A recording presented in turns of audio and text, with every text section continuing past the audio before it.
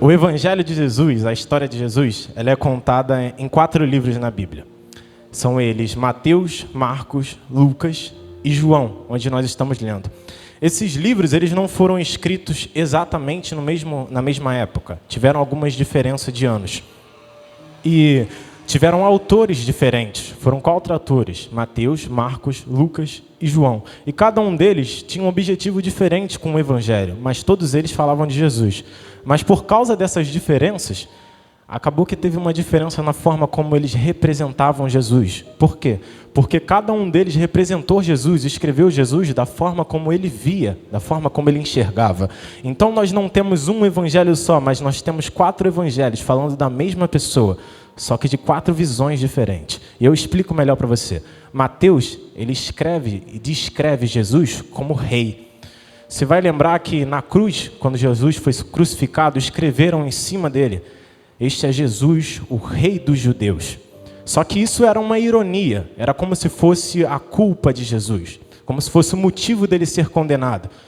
Só que Jesus, ele verdadeiramente era rei, e ele verdadeiramente é o Rei dos Reis e o Senhor dos Senhores. E Mateus, ele descreve Jesus como rei, mas como assim? Se você lembra da história, você sabe que o povo de Israel não tinha rei, porque era Deus quem governava o povo.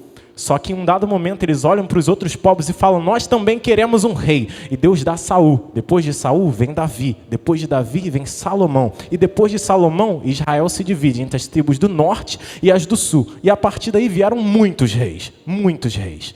Muitos reis.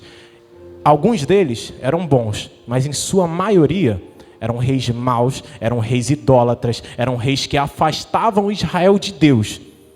Só que no mesmo tempo em que esses reis existem profetas. E existem profetas clamando e profetizando que viria um novo rei. E como seria esse novo rei? Ele seria chamado Maravilhoso, Conselheiro, Deus Forte, Pai da Eternidade, Príncipe da Paz. No seu tempo haveria paz. E para mim, esses profetas, eles foram muito corajosos e eles tiveram que ter muita fé. Por quê? Porque é muito fácil a gente profetizar quando a gente está vendo que já está tudo meio caminho andado. É muito fácil a gente profetizar quando a gente já percebe que a probabilidade de dar tudo certo é muita. Difícil é quando a gente está olhando, não vê possibilidade nenhuma e mesmo assim profetiza porque é Deus que está mandando.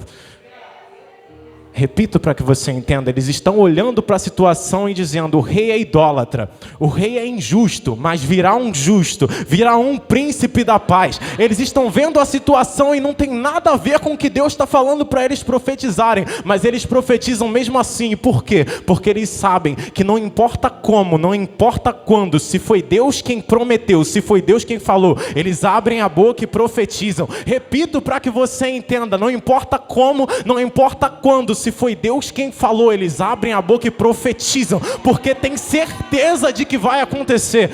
Deus vira para Ezequiel e fala: Ezequiel, pode reviver esses ossos secos? Ezequiel vira para Deus e fala: Senhor, tu sabes, sou eu que sei, Ezequiel, então abre a tua boca e profetiza. Ezequiel capítulo de número 37, versículo 7, Ezequiel fala: então profetizei conforme me deu ordem. Não foi profetizei porque eu queria, profetizei porque eu estava sem nada para fazer. Não, eu profetizei porque ele me deu ordem.